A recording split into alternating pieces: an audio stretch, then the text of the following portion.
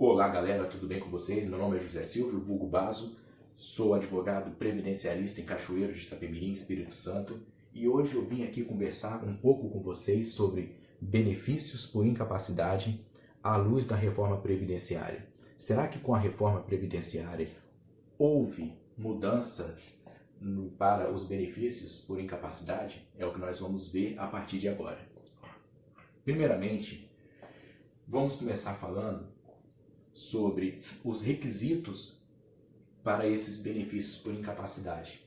E aqui nós vamos tratar tão somente do auxílio-doença e do benefício por incapacidade permanente, a antiga aposentadoria por invalidez. Já digo de antemão que os requisitos para a concessão de um e de outro se mantiveram os mesmos, quais sejam a carência necessária, que a incapacidade tenha se configurado no momento em que o segurado, a pessoa, tenha mantido a qualidade de segurado, e o tipo de incapacidade. Como assim? Lá no artigo, se eu não me engano, vai estar aparecendo aqui na tela, 26, inciso 2, diz que tanto para o auxílio-doença quanto para o benefício por incapacidade permanente, antiga aposentadoria por invalidez, é necessário uma carência de 12 contribuições mensais, ou seja, 1 ano de contribuição. Salvo, em alguns casos, no caso de benefício por incapacidade por acidente de trabalho, auxílio doença acidentário, aposentadoria por invalidez acidentária, que dispensa essa carência, e em algumas doenças, diz lá o artigo 151 da Lei 8.213, que são dispensados, que dispensam o segurado de comprovar carência, como, por exemplo, doenças de portaria do Ministério da Saúde, a AIDS, o câncer, do cardiopatias graves, enfim, algumas doenças lá no artigo 151, você advogado deve ver a portaria do Ministério da Saúde para ver se a doença do seu cliente dispensa de carência, que de repente pode dispensar. Então, esse é o primeiro requisito, tanto para o auxílio-doença quanto para o benefício de incapacidade permanente, carência de 12 contribuições mensais. Ok? Eu já expliquei em vídeos passados a diferença de contribuição e de carência. Ok? Não vamos voltar aqui nesse assunto.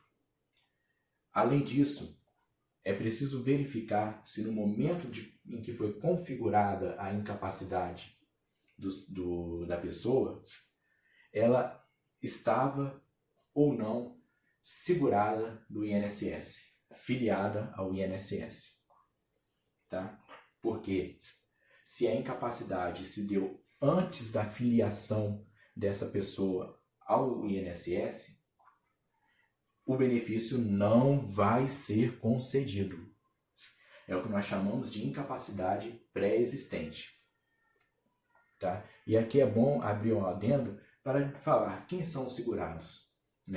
Segurado na qualidade de empregado, de carteira assinada, trabalhador avulso, o empregado doméstico. Nós temos o segurado contribuinte individual, ok? Esses são segurados obrigatórios. Nós temos também o segurado especial, e aqui eu estou falando do trabalhador rural e do pescador artesanal, também são segurados obrigatórios. E nós temos o segurado facultativo, que é aquele que, muito embora não seja obrigatório, o próprio nome já diz, é facultativo, ele paga o INSS se ele quiser. Muito bem. Essas pessoas são segurados do INSS. No caso do segurado empregado, ao recolhimento de contribuição, presume-se que o empregador recolheu e repassou as contribuições para o INSS. Agora, já no caso do segurado contribuinte individual e até mesmo do segurado facultativo, a responsabilidade de se recolher essas contribuições fica a cargo dele. Então não há essa presunção. De modo que o segurado contribuinte individual, ele somente será considerado filiado, segurado do INSS a partir do momento em que paga a sua primeira contribuição. E digo a primeira contribuição em dia. Ok? E aí também é bom abrir mais um parênteses, já que estamos falando de segurado, ir lá no artigo 15 da Lei 8.213, que fala da manutenção da qualidade de segurado. E diz lá, no inciso 2 do artigo 15 da Lei 8.213.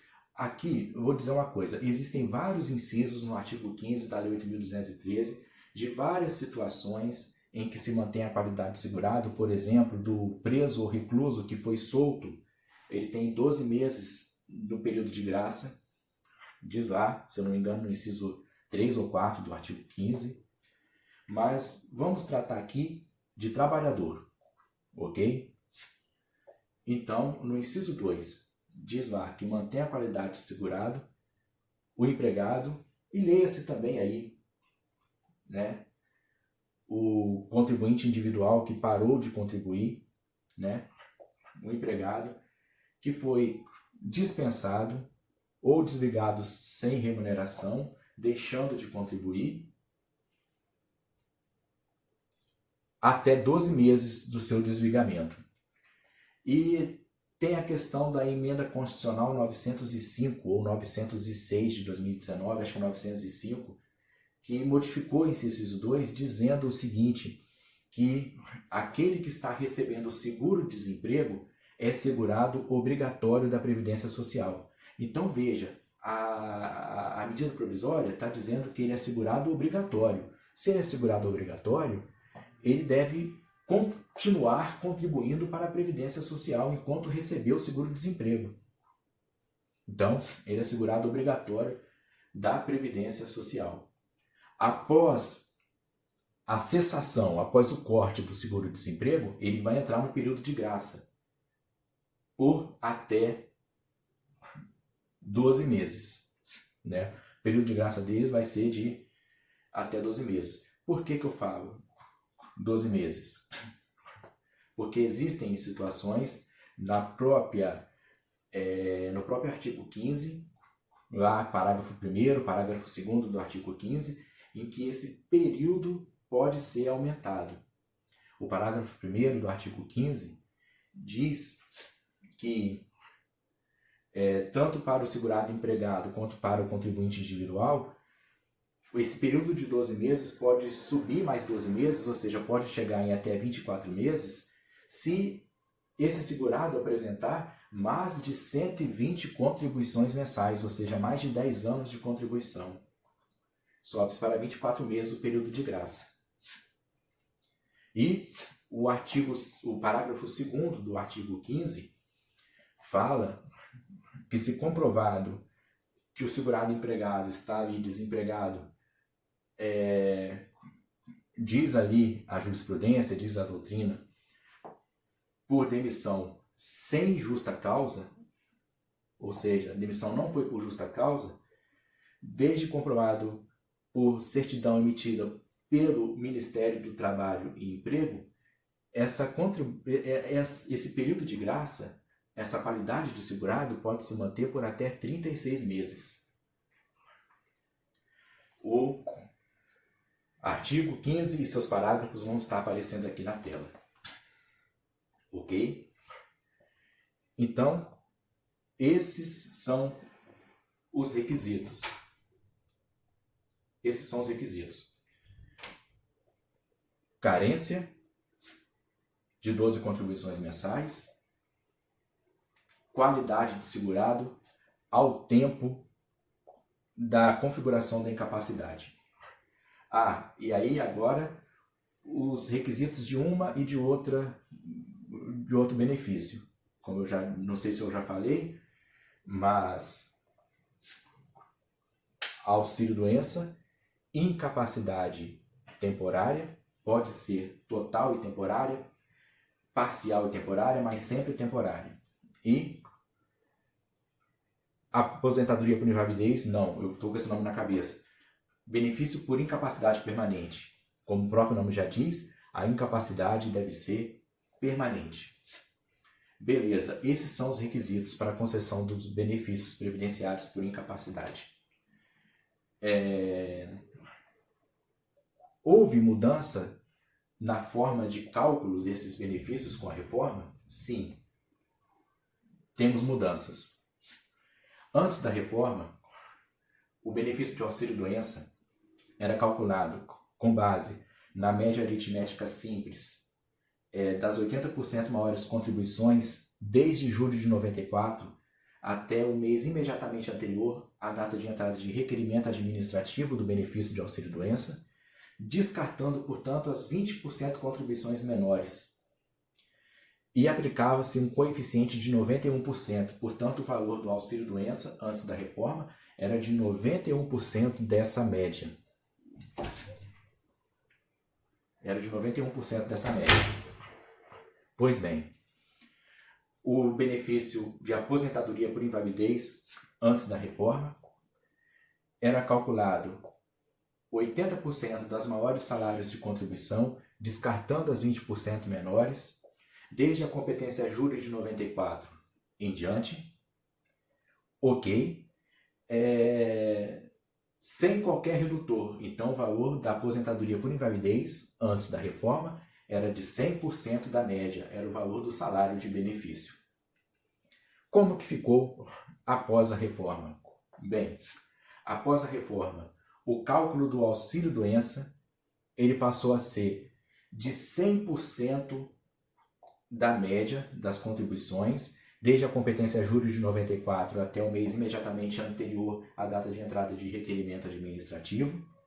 Então, 100%, sem descartar os 20%, e continuou mantendo o coeficiente de 91%. Então, veja que o cálculo do auxílio-doença após a reforma se demonstra prejudicial porque não há o descarte das 20% menores contribuições, o que fatalmente achatará o valor do benefício. E, além disso, o segurado não recebe 100% da média, ele recebe 91% da média, como já era antes. Mas o principal agravamento aqui, o principal agravante aqui é a retirada, né, de não se descartar mais os 20%, é considerar a média inteira. E na aposentadoria por invalidez, como que ficou esse cálculo? O cálculo da aposentadoria por invalidez, ele também modificou e modificou drasticamente, porque agora é feita uma média aritmética simples de todas as contribuições, ou seja, 100%, não descarta-se os 20% menores, é de todas as contribuições, desde a competência júri de 94 até o mês imediatamente anterior à data de requerimento administrativo, ok? Havendo um redutor, começando o valor do benefício por incapacidade permanente em 60% e aumentando-se 2% para a mulher que ultrapassar os 15 anos de contribuição e aumentando-se também em 2% para o homem que ultrapassar os 20 anos de contribuição. Então, essa é a forma de cálculo dos benefícios por incapacidade. Agora, falando um pouco sobre perícia. Como que se deve portar da perícia tanto administrativa quanto judicial? Veja bem, primeiro, se você apresenta uma incapacidade, até os 15, e você é empregado, até os 15 primeiros dias, o seu empregador deve pagar o seu salário integral. Após isso, ou seja, no 16º dia, você deve requerer o benefício de auxílio-doença. E aí você requereu o benefício de auxílio-doença, vai para a perícia. Você deve levar uma caralhada de documentos, né, que não tem nada a ver com o caso? Obviamente que não. Se você está se queixando que a sua incapacidade é por conta de problemas na coluna, não adianta você levar uma ressonância magnética do cérebro. Isso só vai confundir o perito, que já tem muita coisa para fazer. Tá? Essa dica vale também para a perícia judicial. Leve somente documentos pertinentes à sua incapacidade. A não ser que existam outras doenças que você relacionou também como causadoras dessa incapacidade, né? Um caso meu, atuando como advogado de uma cliente, não vou falar o nome, mas que possui câncer de mama, por conta do tratamento com câncer de mama, algumas doenças dela surgiram por conta desse tratamento, ou pelo menos foram agravadas por conta desse tratamento. Aí eu juntei a documentação médica dessas doenças também, mas veja que lá na inicial eu falei dessas doenças também, né? Não adianta levar uma caralhada de documentos que não tem nada a ver com a situação, tá? Ok, galera? Eu acho que é isso que eu tinha que falar. Essa é a nossa conversa sobre benefícios por incapacidade à luz da reforma da Previdência. Espero que o vídeo seja útil para vocês.